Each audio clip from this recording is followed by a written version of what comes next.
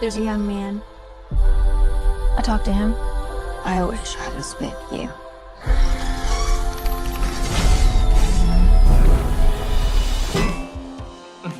Lisa Frankenstein, Zelda Williams' feature directorial debut, follows Lisa Swallows, played by Catherine Newton, your typical awkward teenager who spends an unusual amount of time in a local cemetery, pining over a dreamy, if dead, man buried there.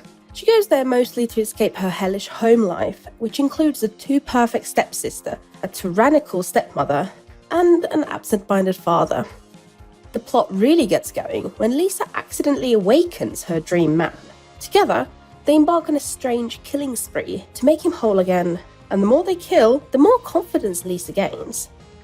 As is evident from the title, Williams' film is a riff on the classic story of Frankenstein. Visually, Lisa Frankenstein lands somewhere in between Edward Scissorhands and Beetlejuice, with a hint of 16 Candles. There are moments of genuine weirdness here, but ultimately this is a very traditional coming-of-age story.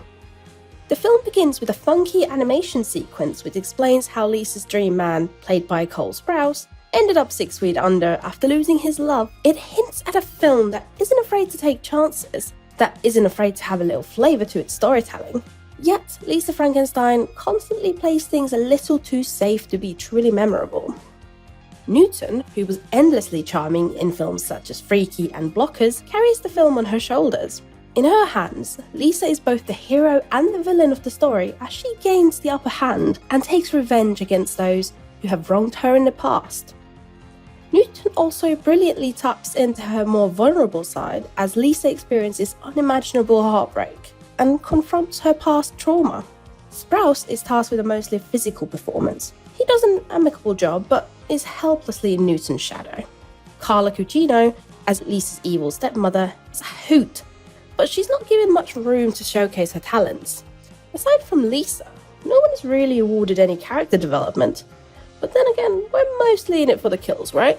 Lisa Frankenstein also has a groovy 80s soundtrack and killer costume design, but the film lacks energy.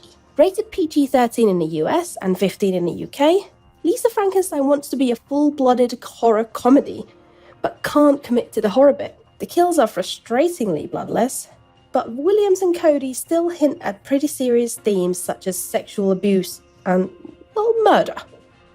It's a little unclear who Lisa Frankenstein is aimed at.